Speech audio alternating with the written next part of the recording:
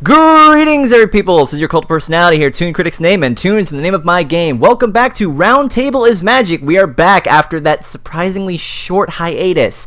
Now, this is a very, very special episode of Roundtable is Magic here, and you will see why in a moment. I am not doing this alone. I am joined by Golden Fox and Keyframe. What's up? It's special because I'm here. I played background pony number 3 in this episode, so I'm kind of a big deal. Jeez.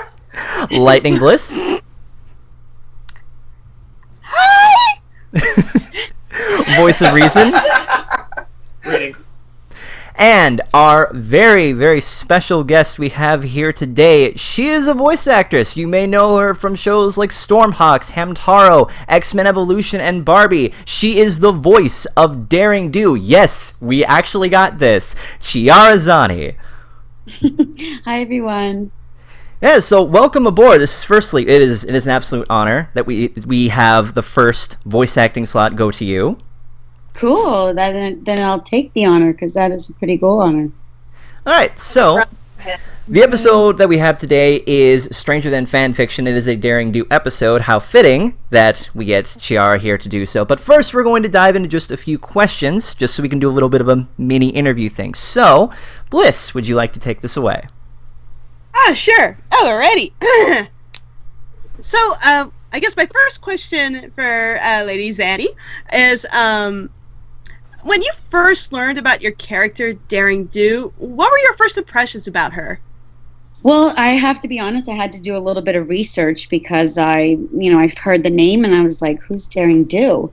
And when I first started to read about her, my eyes sort of lit up because I was kind of just excited about the fact that she had a lot of like similarities to Indiana Jones, which was one of my favorite movies as a kid, but also just her character and how A.K. Yearling is an author and the spin on J.K. Rowling, and how Daring Do was kind of they looked upon her as this adventure pony who was kind of the fierce, action-packed one. And I guess I was a tomboy growing up. I kind of got a little bit excited about who she was, and was pretty stoked, to be honest.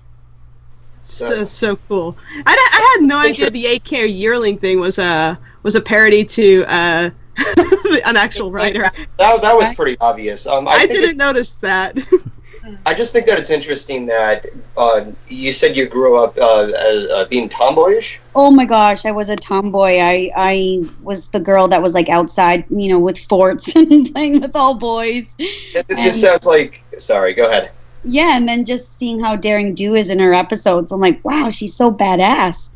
And I wish I could be more like her. So yeah, I feel like she was made for me, and and I get to live sort of vicariously through her when she's swinging from those those crazy vines across the ravine, or trying to get away from the snakes. I'm like, yeah, this is awesome. That's my type of afternoon. It's what meant to be. It was your destiny to be Daring Do. So I love the word kismet. So maybe it was kismet. Yes. All right. Next up, we have Keyframe. Okay. Hello, Chiara. Hi. This question is imperative, and I think the whole listening audience wants to know. What made you think that going on this podcast was a good idea?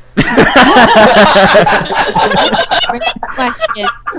You know what? I shouldn't be giving up my secrets, but I have respect for tenacity and people who sort of don't give up, because I like to think I'm sort of like that. Like, if you ask me one word about myself, I would say I'm very tenacious. And there's certain people that'll ask me on Twitter to do things, and I might get back to them, I might not. It's nothing like, please don't take it personal. It's just, maybe it's just life getting in the way, or I'm getting busy. And then I think it was just,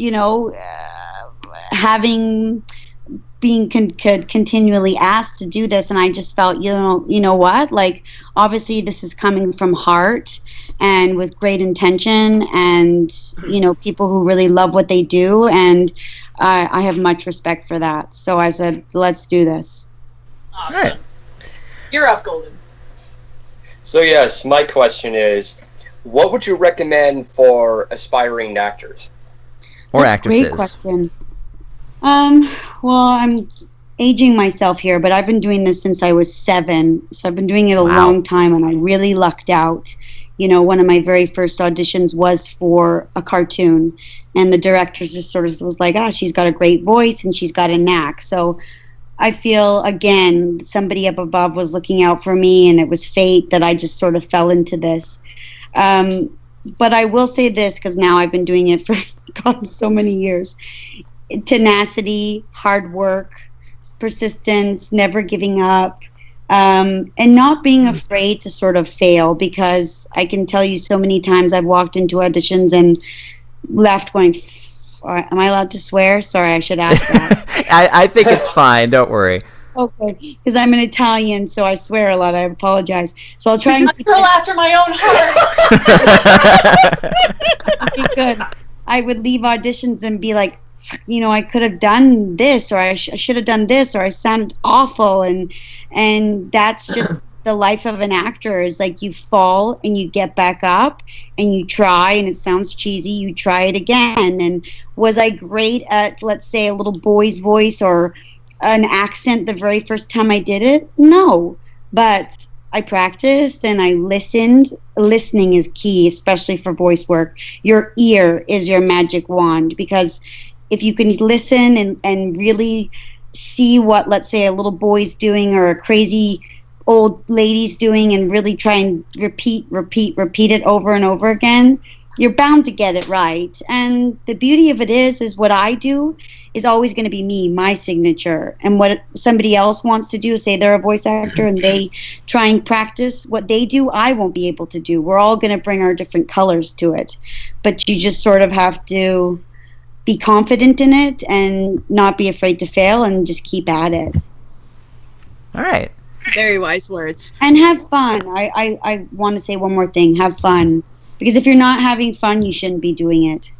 Yeah. Especially if you're going to be voicing a main character, you don't want to be miserable every time you voice it, being like, here we go again. If you're going to be starring in a main character in media, you got to take it as serious as possible. Hell. Yeah. You got to enjoy it. I've been in cartoons where the lead, and I'm not naming any names, the lead actors or actresses hate their character because it's really hard on their voice. So they're going home and like not being able to speak, and they're every session you can see they come in and they're miserable.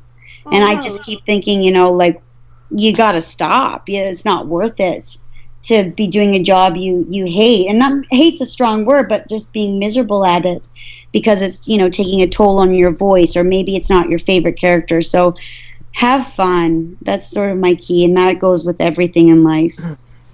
Keys are good. That actually segues very nicely into the question that I wanted to ask. So, what is the most enjoyable thing about voice acting for you overall? Well, there's so much. Gosh, I'm going to say my first thing that came to my mind is like, I get to be silly and sing. Singing is my favorite thing in the world. Just ask my husband. He's always like, really? You're always in song. That's his thing for me, always in song. But like, I get to be silly and sing and bark like a dog. And I just don't think there's any other job in the world that allows you to do that. Daring do the musical. Yes. VHX, get right on it.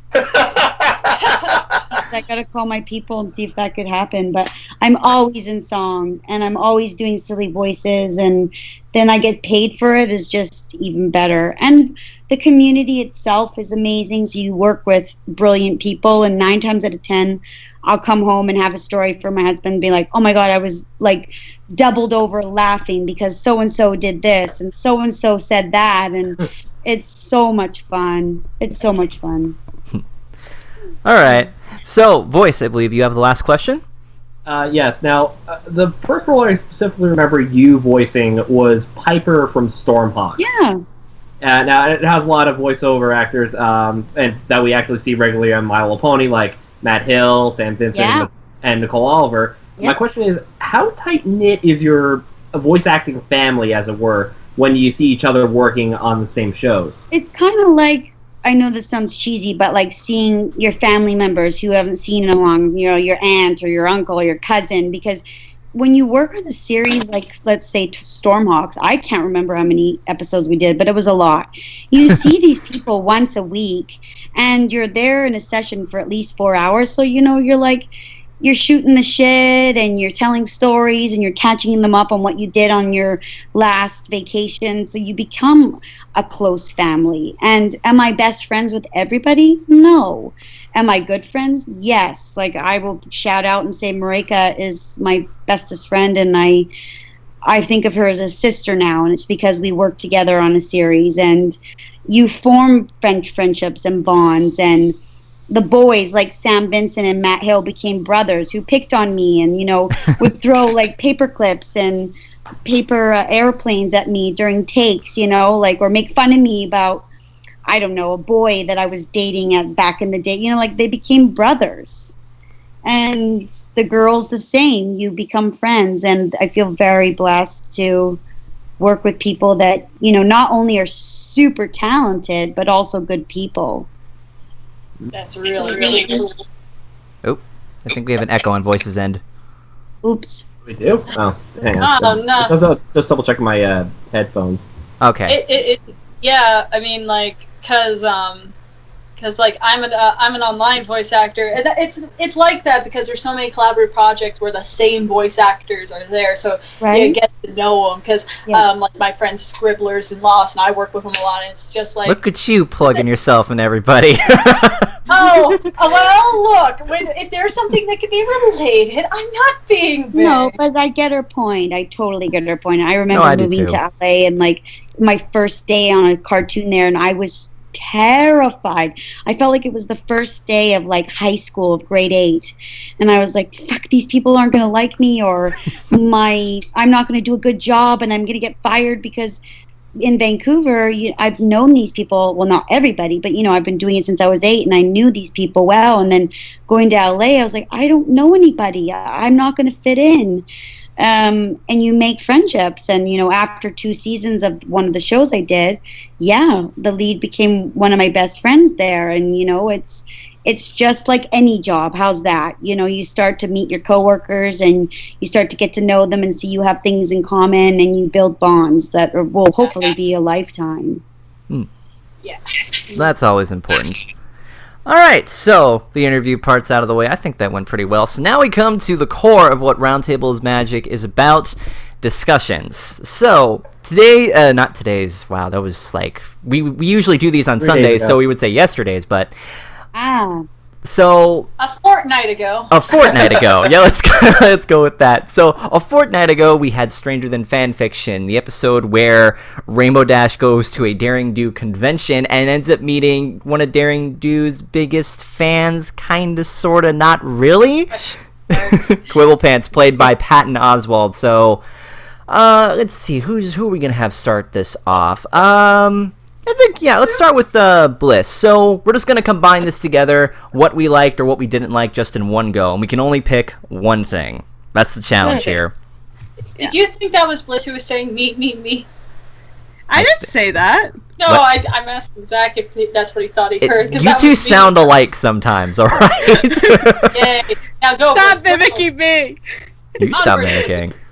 Okay. By far, my most favorite thing of all was the animation, and because I'm an animator and I strive for watching every single new animation effect that the show keeps putting out, because something new keeps coming in their skills, and they just keep getting better and better.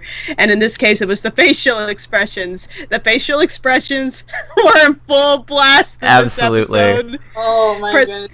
I mean, I think I can speak for everybody here. Like, the best facial expression by far was when Rainbow Dash was acknowledged as Daring Do's friend, and she's like, "Yeah." The picture we have up in the upper right corner there. And I had to pause for a minute and giggle my head off, because I'm thinking, yeah, that's me when I'm around Silver Quill or Dr. Wolf or ToonKritic or Game Raver Golden Bob. Yeah, I'm such a geek. But yeah, the animation and the facial expressions were by far the best thing ever. They were great. They were really great. So, All yeah, right. I guess I'll pass that on to Golden Fox. How about that? Wait, you don't have a thing you dislike because we're doing it in one go. Oh, we're doing it in one go. Okay, my bad. I'm used to doing it the other way around. Okay, my dislike. As much as I get why he was like this, I couldn't stand Quibble. And here's the reason why. He reminded me way too much of myself when I become that over-the-top, exaggerated fan who just goes into nitpicks about what they don't like and then hold on to it like they're gonna die. Oh, no. The fun thing about that, though, I want to really quickly say, the fun thing about it is that I know how much of a hardcore Aliens fan Lightning Bliss is. So if you say the magic word, Xenomorph from Mortal Kombat 10, she loses it, and it's great. Why did you have to bring it up? But, yeah, so you don't like Quibble because of that. He reminds me of the fan that I don't like to be, but I know she's down there. That one fan that nitpicks and they get so angry about it, and it's like they get so angry about this one thing of a community or fandom they don't like, and it's like, why are you even here if you don't like this that much? And it's like, yeah, I know we have parts of ourselves and when we're a fan of something, and there's certain things we don't like about it, and we get really personal with it. But yeah, so yeah, I didn't like that, but I guess it was kind of in a good way. It's kind of an oxymoron here, so yeah, I'll just pass out the Golden Box now. All right. Okay, there's a lot of things that I appreciated on what this episode was going for, but I'm going to say that to you guys and say that what I really like was the end credits. Oh, yeah. Because, okay, here's the thing. When it comes to the end of any episode, it's mostly the Friendship is Magic theme, or just some theme that is played relatively towards the episode. Yeah, well, it started off with, A Friend Indeed, and a Canterlot Wedding, and... all that stuff. Yeah, yeah. This one, it was just monologued by Quibble. I don't even know if that was intentional or not. That was, from what I heard, it was intentionally improv by Patton Oswalt. I mean, Patton, one of his main things is just improving a lot of stuff, so they were probably like, go for it. Let's have fun with it. And I like that. It definitely helps the episode stand out more in contrast to other episodes with their end credits. Not that I'm looking down on others. I mean, it's better than whenever we have the finales and then it's like, Twilight is engulfed by giant green fire. My little fire. So, yeah, I mean, I'd rather have Quibble talking than that any day. But was there anything you disliked about the episode? The only thing I can agree, I kind of agree with Bliss and how annoying Quibble is, but I only thought of that as just being completely intentional for the sake of the episode's theme. Yeah, it was. I can acknowledge that it was, but hey, it was a part of the character we love to hate. How about that? Yeah, pretty much. So now I pass it off to British Ninja. Fox, why? Stole my joke! Okay, I pass it on to Keyframe. I'm shaking my head so bad. Anyway, this episode... It's an inside joke, Chiara. Oh boy, howdy, I love this episode. First, I think the main thing I loved about this episode, putting me at odds with Blissy, Quibble is amazing. I absolutely adore him. This show has been having such a good run since season 4 with side characters. He's actually competing with Maud as my favorite side character made for the show. It's just the way he talks and acts. He would fit so good in the Brody reviewing community. Oh, don't know. He would get eaten alive in our community. No, it would be perfect because he has that charisma with it. But there's a thing, and it's hard to write characters like Quibble, and because I write stuff, it's very hard to write a likable asshole. Because you can a good example could be how so many people don't like Zephyr, or because I like Zephyr, or how people don't like Trenderhoof. It's you are intentionally made to not really like the character, but there is supposed to be a charm behind it. But sometimes people do too well with writing the bad part of the character that the charm is lost. Yeah. But with Quibble, it's so easy because, and take it to Patton, he's so good at just acting out the character where it's like, that was awesome, we could have died, we could have died, we could have died. It's like how his emotions are just so snappy, and yet it feels real because it feels like a real person, especially since, you know, this episode does have a lot of relatability to it with us in this community. And just how he's not supposed to be evil, he's not supposed to be villainized, he actually does make fair points, he is smart about the situations, and how he was the one to give out the friendship lesson and everything, he was just such a well put together character, and I really love it in this episode. And it's like, I don't think there was another character this season that's been introduced in this season that has gotten that much of good development in one episode, and I hope we get to see him again. If there was I dislike this episode because the fact that I have nothing to dislike. Everything just felt right, and I guess maybe the nitpick is, but it was intentionally done, is how Quibble were pointing out the stakes of convenience and plot holes, being like, this is going to happen here, isn't it? Or something's going to conveniently happen, and then you can make the argument, it happens in the episode too because it's in the story, but it's intentionally supposed to be there, so that criticism kind of falls through the ground in the mud. It kind of goes with what Bliss was pointing out. Yeah, but no, I really like the episode because the fact is they make those conveniences and those contrivances make sense, and it was good, and I loved it. So yeah, so I think I'm gonna pass this episode off to, because Golden stole my joke and I can't do it anymore. ToonKritic. All right. So I'll make my thing very short before I pass it on to Chiara. The main thing that I loved about this episode is the moral. That at the very end, despite the fact that Rainbow Dash and Quibble disagreed on so many different points, that's okay. And some people need to realize that it's okay to agree to disagree. It's okay to have differing opinions. The one thing, though, that could shut down everything is that everything is subjective. No one is ever truly right. But you're allowed to have your own opinions. You shouldn't be judged for having your own opinions. And this episode, I thought, handled it quite well. I thought with Quibble Pants, he was the perfect character to pull this off with. And then you see at the end that he's like, yeah, maybe you're right. Maybe I was being too hard. Maybe I should understand to accept other people's opinions, because I've seen people like Quibble who are so cynical, who are so narrow-minded, who are so just refusing to believe that everything else after a certain thing is good. Like, I swear, when they were talking about the trilogy part, I was thinking, oh, so we're talking about Star Wars, aren't we? Or we're talking about the Faust seasons of the show. Yeah, so it's a good thing that we were able to get this moral across. So that's what I liked. I didn't really dislike anything about it. So yeah, I will pass it on to Chiara. So what did you like or dislike about the episode that you voiced in?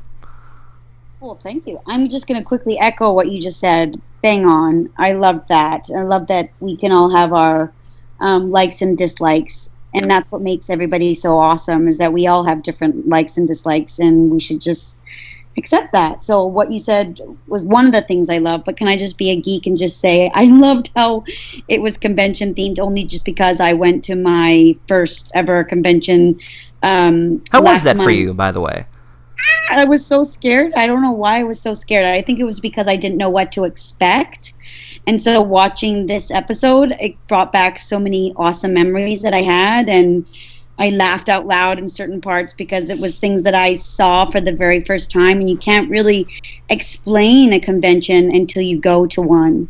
So all the cosplays and the little merchandise, like that pillowcase. Oh my gosh. The body pillow. Yeah, that's awkward. Where do I get one of these? Yeah, next time, if I go to a convention that Chiara is in, I'm gonna bring a body pillow. Oh my key! I'm willing to bet you those are gonna be made. Yeah, they are gonna be made now. You know it. Oh my! I totally laughed out loud, and I honestly I hope I get to go to another just to see stuff like this, because it was pretty wicked. So that was probably my favorite thing, besides obviously just loving who you are and owning that. and not judging others. And I'm going to say I disliked nothing because I don't want to dislike anything. Because I want to be on the show again. No, who am I to say I didn't like this and didn't like that? You know, like I'm not going to critique anything because I had a great time watching it. So yeah. Mm. All right. I think I'm the only one that's left. Yep. All right. A lot of people say, like, well, I'll say this. I love how meta this episode was. Oh yeah. Just because most of us are reviewers in the fandom, and when I hear stuff like the mini arguments that Rainbow Dash and Quibble were having, it's like I've been in these arguments. Like it's like, yes. Like someone would say, the first 3 seasons were great. Everything is terrible after that. Is that no? Everything got better after the 3rd season. Everything is awesome. Also, it's like, yeah, I know people like that. I've been in arguments like that. We've been people like that. Yes, we've been people like that. We have been people like that.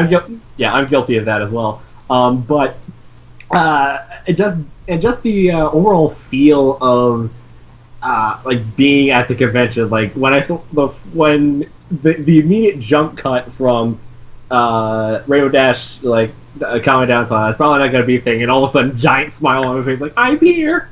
This is amazing. Yeah, that's cute. It's like when you're at the airport after like having 3 delays on your plane from, and you're finally in where the convention is, and you're just like, I hate life. I hate everything. I want this day to end. I'm at BronyCon! That was me. That was me. So me. I should also point out, like, also the really hidden references. One of them, I think Patton also mentioned there was a Wes Anderson reference, and that was what was Paul? Grand Budapest Hotel. Yeah, the Grand Budapest Hotel with the maitre d', and also the Indiana Jones reference at the end, saying like, oh, you should like go up, go around, not up, go around, go up. Okay. In terms of like things I didn't like, again, I love this episode, so I couldn't really find anything that I didn't like. I think what was it? Toonie mentioned that like it was following the whole thing was following the stories of like what one of Darren Dude's later books, but that was the point of the story. But I didn't mind that. I was confused with how the heck did they get the body pillow reference past the censors? Yeah, that really had me concerned because I'm just like, they do know what those are, right? Hey, good night, everybody. But yeah, there wasn't really anything I overall didn't like. I thought this is probably my favorite episode of the season so far. Second, yeah, first overall, and then followed by Heartwarming Tale. Yeah. Oh, okay. Cool.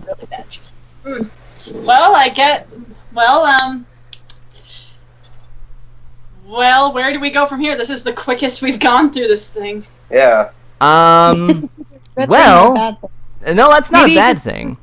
Yes, everything went smoothly. Let's look at the positives. Well, I'm just surprised that for once we didn't have any errors with the Skype call. No technical errors at all. Just. Didn't we have like a few of those before? No, Fox, I love you, man, but don't, please. Don't jinx it. Don't jinx it. I'm not jinxing anything. Yeah, well, I'm just saying we have been blessed with a smooth and easy podcast, and watch next week when everyone can't get on Skype. I know, right? So actually, Chiara, I have a small request, if that's okay. Sure. So, Daring Don't is one of my all-time favorite episodes, and there was a line that you did from it that generated a face that I think some people here know, the Rainbow Dash face that turned into a meme for like ages. The smirky face. Oh yeah, the smirky face. Do you remember the whole line where Daring Do went, "Now, I was Zodal, you know I love you, but I can't give you the ring till you've properly proposed"? Oh, geez, I do, but I don't remember it verbatim like you do. Were you gonna ask her to do it in Daring Do's voice? I have the line like right here, so. Oh my goodness. Oh, Damn it. Sorry. Chat. So one more time, it was now Aoi Zodol. Yeah, it's in the chat right here. Oh, okay. Thank you. Let me see. There is fanboy, and then there is. Okay, so now Aoi Zodol. You know I love you, but I can't. Okay, so let me try this. Now Aoi Zodol. You know I love you, but I can't give you the ring until I've properly proposed. Ah! Yay! And cue smirky face. Oh, I'm sorry. I just love the line from that episode. Daring Don't is a great episode, so thank you for that. You just reminded me of Doug when he did the Animaniacs thing, and he's just like, do the water go down the hole thing. Oh, God, That was great. That was great. Awesome. All right, so I think that brings us. I want to say thank you, and it was an honor, and it was a pleasure, and I think you guys have such great, such love for what you guys love. I know that sounds silly, but you love something and you make it so positive, and I appreciate all that you do. Yeah, we've been doing this podcast for a good while. This is episode 16 that we've been on, but our fans love this podcast. They love all of our work. So getting us all together for this and doing this for all our fans, they all really enjoy it. We're happy to entertain them, and it's a huge honor that we were able to get you on here. We hope that in the future we're able to get more people from the show on here, because we like to connect with our fans. We like to find ways to, bridge the gap, Yeah. So thank you very much for coming on here. You're very welcome, and everybody better go have a kick-ass day or night, no matter what. Go have fun. Absolutely. We will. We will embrace it. Awesome. Carpe diem and all that stuff. Yeah. All right, so thank you everybody who has watched this, whether you watched it live or whether you watched it on YouTube. Go ahead and like, comment, subscribe, do all the usual stuff. Key, I think we forgot to do this. You can say your thing. Yeah. Okay. So, people who have made it this far when watching this on YouTube, I have a question for you to put in the comments below. So, this episode, we had a lot of meta-ness with the Brony fandom, with conventions. What other kind of meta situations that could be a commentary on our fandom would you like the show to tackle?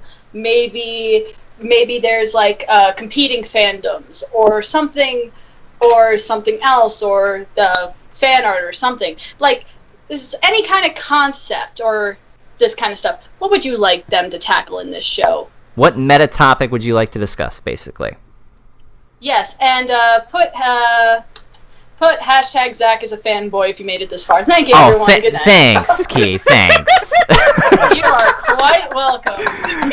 Anyways, go if you've made it this far, you know what to do. So thank you all to watch this. You are awesome. We will see you on the next episode when we tackle, I can't really quite say, but we'll have Mad Munchkin as our next guest. She was originally going to be here, but we had a few things that we wanted to change up. So thank you to all who watched. From all of us at Roundtable is Magic. Stay awesome and have a great day.